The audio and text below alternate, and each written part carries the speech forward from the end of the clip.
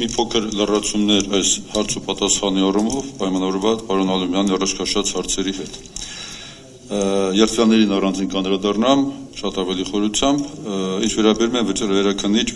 վերաքննիչ դատարանների կարգավիճակին, սահմանադրական եւ նրանց կողմից ոչ իրեն հատուկ գործառույթով, այսինքն վճռաբեկության կարգով գործերի քննությանը։ Իմիջիայլոց դա հենց առաջին պայմանն էր, որպեսզի մենք սահմանադրության մեջ փորձենք տալ այդ դատական ատյանների, երկրորդ դատական ատյանի հիմնական գործառույթը, որը մեկ նախադասությամբ շատ դժվար է համապարփակ մեկնաբանել, կարգավորել առանց հետագայում օրենքում դրա տեղայնացման։ Եվ եթե հիշում եք, նախորդ բոլոր քննարկումները դեռևս հայեցակարգի մակարդակից սկսած կամ դրանից առաջ հանգում էր նրան, որ մեզ մոտ կասկածելի է վերաքննիչ ատյանի գոյությունը։ Ինչով էր պայմանավորված հենց իմ համոզմամբ նրա ոչ հստակ սահմանադրաիրավական կարգավիճակով։ Ինչ է վերաքննիչ դատարանը, ինչ է որ հնարավորություն էր տվել, դուք էլ նշեցիք, հետագայում վճռաբեկության կարգով գործերի քննության։ Մի խումբ գործերով կամ մասնագիտացմամբ շատ ավելի համապարփակ, մյուսով երբ որ ցանկանա, դա արդեն իրենց հայեցողությանն էր, եւ ճիշտ ասած ես զարմացել եմ միշտ, թե ինչու չի ներկայացվում դիմում սահմանադրական դատարան այդ նորմի, այդ գործունեության դատական օրենսգրքի եւ դատավարական օրենսգրքերի դրան սահմանադրականությունը վիճարկելու հարցով։ Վերաքննիչ դատարանը մեր ամբողջ դատական համակարգի հիմքում դրված է գործառույթային բաժանում։ Հակառակ դեպքում մենք ունենայինք նախկինի նման առաջին ատյան, բոլոր գործեր եւ գերագույն դատարան, որը առանց գործառույթների սահմանազատման կարող էր բոլոր գործերը քննել ցանկացած ձևով, ինչ որ մենք ունեցել ենք, վերաքննություն, վճռաբեկություն, հսկողություն, ինչպես որ կուզեինք։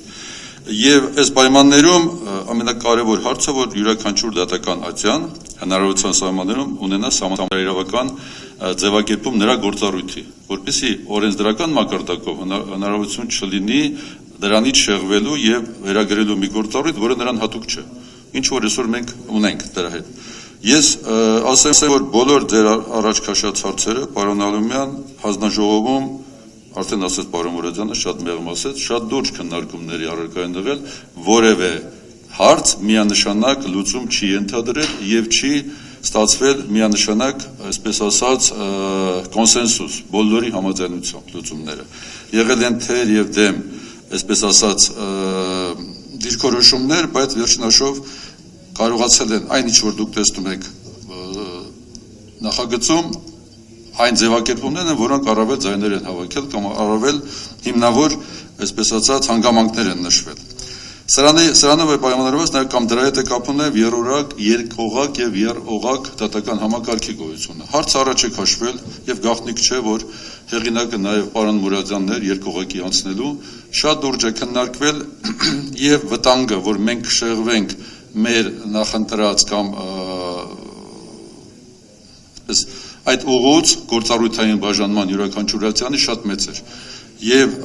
դեռևս խիստ կասկածել էր արդյունք մենք ունենանք ավելի արդյունավետ դատական համակարգ, քան թե երրողակն է, որը շտկումների, հույս ունեին գոնե այս շտկումների իրավակարգավորումների հստակության, հետագայում նաև օրենսդրական այդ կարգավորումների հետևանքով պետք է որ ավելի արդյունավետ աշխատի, եթե մենք դրա համար հիմքեր ենք ստեղծում սահմանադրության մեջ։ Այստեղ ուղղակի նշեմ, որ այն ինչ որ արվել է իր բոլոր թերություններով, դուք էլ նշեցիք եւ դերականով, ես էլ եմ կարծում, որ այս գլուխը եթե կատարյալ չէ, ապա շատ ավելի առաջ է այսօր գործող սահմանադրության մեջ տեղ գտած իրավակարգավորումներից, մենք շուտով կանդրադառնանք նաեւ արտադրության խորհրդին այսօր գործող։ Դուք կտեսնեք, որ այդ համակարգի մեջ դատական համակարգ, արտադրության խորհուրդ, անկախության երաշխավորում եւ այլը հաստատ հնարավորություններն ավելի մեծ են օրենսդրական մակարդակով իրավակարգավորումները կատարելու եւ դրանով ավելի արդյունավետ հիմքեր ստեղծելու, որպեսզի ավելի արդյունավետ աշխատի դատական համակարգը։ Բայց ընդամենը ասեմ, որ այս ինչը որ արվեց,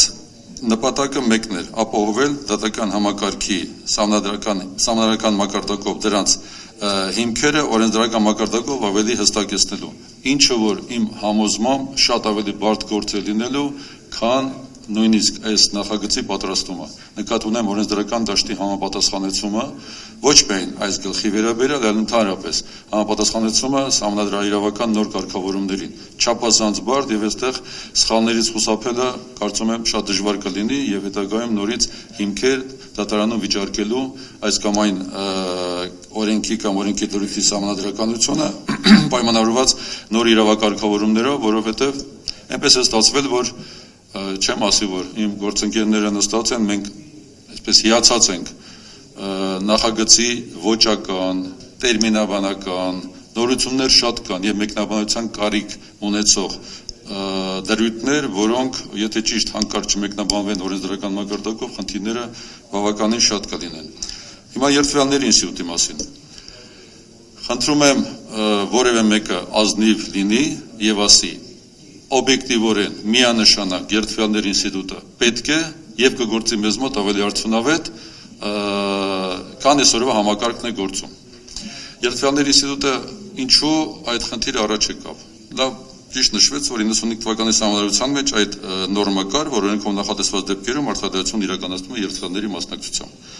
10 տարի օրենքը որևէ բան չնախատեսեց, այդ նորմը դարձավ մեռած նորմ, իսկ դուք լավ գիտենք, որ սահմանադրության մեջ մեռած նորմեր այսպես ասած հանդուրժելը մեծ ճոխություն է, այդ պատճառով 2005-ին եւ տենդենսն էլ դա էր, որ դեռևս մենք չունենք նախադրյալներ երթվյալների ինստիտուտ ստեղծելու։ Այդ պատճառով 2005-ին հանվեց, բայց փոխարենը ոչինչ չառաջարկվեց։ Խոսքը վերաբերում է այդ ծանր եւ առանձնապես ծանր գործերով կամ որևէ կատեգորիայի գործերով կոլեգիալ քննության իմաստով։ Եվ նորից դատավորը մնաց մենակ այդ ծանր հոգեբանական, բարոյական եւ այլ խնդիրների լուծման ճանապարհին վերջնական որոշում կայացնելու, որը ակնհայտորեն սխալ էր, իհարկե։ Այստեղ էլ հարցը սրվեց, այս անգամ էլ, բայց նորից միանշանակ մոտեցում չկար, որովհետեւ մենք շատ լավ ունենք աչքի առաջ օրինակ, Ռուսաստանի Դաշնության օրինակ, ես մի քանի անգամ տարբեր քննարկումների ժամանակ վերել եմ, ինքս ուսումնասիրել եմ 90-ականներին այդպես պիլոտային ծրագիր որպես փորձ արվեց Ռուսաստանի 9 մարզերում որոշակի ժամանակ, կարծեմ 8-9 տարի այս երթվյալների ինստիտուտը ներդնելու միջոցով փորձել ստուգել արդյոք հարիր է իրենց դատական համակարգին, մտածելակերպին, մենտալիտետին եւ այլը, ամեն ինչով, տարածքային դատական համակարգի հետ բազմողակ եւ այլն, արդյոք պետք է։ Եվ 9 տարի հետո արդյունքները ամփոփելիս շատ հետաքրքիր իրավիճակ ստեղծվեց։ Ուրեմն կողմնակիցները երթվյալների դատարանի հիմնավորեցին արդյունքները հետեւյալ բնորոշմամբ։ Տեսակ, եթե չլիներ երթվյալների դատարանը, այսքան անմեղ մարդ կդատապարտվեր։ Խոսք արդարացվածների մասին է, երթվյալների միջոցով։ Հակառակորդները նույն տվյալները մեկնաբանեցին հետեւյալ կերպ։ Տեսակ, երթվյալների պատճառով այսքան մեղավոր մարդ արդարացվեց։ Այսինքն միանշանակ պատասխան հնարավոր չէ։ Իմ համոզմամբ կամ գոնե հաստատ կարծիքով երթվյալների ինստիտուտը կամ երթվյալների դատարանը հաջողությամբ կարող է գործել կամ թեր զարգացած հասարակություններում եւ չափազանց իրավակարգավորումները թույլ են միջանձնային հարաբերությունները, այսինքն զարգացման մակարդակով պայմանավորված եւ նաեւ իրավագիտակցության շատ դեպքերում եւ մեկ էլ ամենազարգացած հասարակություններում, որտեղ որ առաջնային է քաղաքացիական պարտքը, իրավագիտակցության բարձր մակարդակով պայմանավորված, այլ ոչ թե միջանձնային հարաբերությունները, հարևանությունը, բարեկամություն եւ այլն։ Ես չեմ խոսում նույնիսկ այն ազգային կամ ռեգիոնալ մենտալիտետի մասին, որ հատուկ է մեր նման ժողովուրդներին, որտեղ որ խիստ կասկածում եմ, որ հնարավոր է գտնել, եւ սա միգուցե այն փաստարկն է, որ բոլորն են բերում, ովքեր դեմ են երթվյալների դատարանին, քիչ դժվար է գտնել կամ անհնարին մարդիկ, ովքեր 6, 9, 12, ինչքան որ կորոշեր օրենքը այդ անձիկ, ովքեր որ պետք է որոշեն գործի ճակատագիրը եւ լինեն խիստ օբյեկտիվ, բայց բնականաբար ոչ պրոֆեսիոնալ։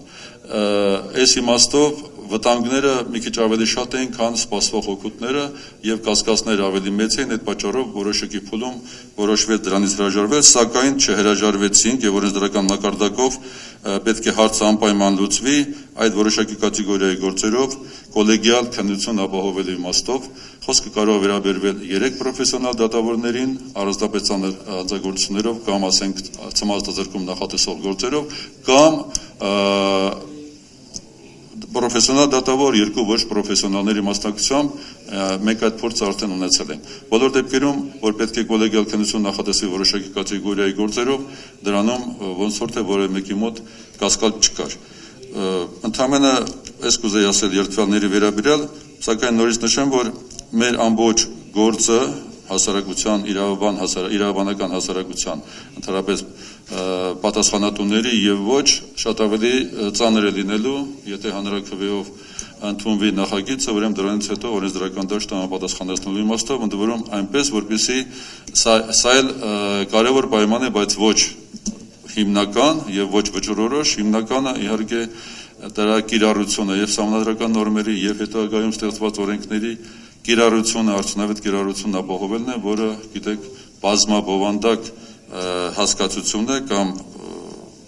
երևույթ է, իր հետևից բերում է եւ քաղաքացիական հասարակության կայացվածության որոշակի աստիճան կամ բարձր աստիճան եւ իրավակիրառողների տարբեր բնույթի հատկանիշներ, իրավակիրառվողների հասարակական պահանջի արկայություն, ամենակարևորը հասարակական պահանջ, հանրային պահանջ պետք է ձևավորվի ամեն ինչի նկատմամբ։ Հակառակ դեպքում մենք ունենանք այն, ինչ որ ունենք եւ որևէ